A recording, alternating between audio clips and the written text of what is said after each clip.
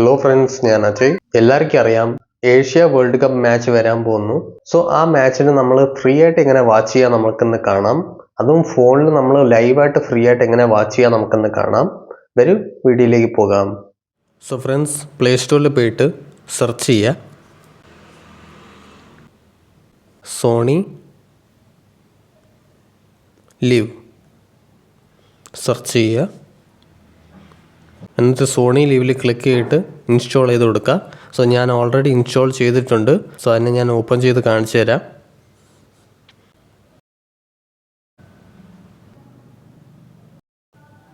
So open ആകുമ്പോൾ ഇതേപോലെ ഒരു ഇൻ്റർഫേസ് ഓപ്പൺ ആകും. സോ അതേപോലെ നിങ്ങൾക്ക് മുകളിൽ ഏഷ്യ കപ്പിൻ്റെ ഡിസ്പ്ലേ ആയിക്കൊണ്ടിരിക്കും. അതിൽ ജസ്റ്റ് നിങ്ങൾ ക്ലിക്ക് ചെയ്ത് വാച്ച് ചെയ്യാം.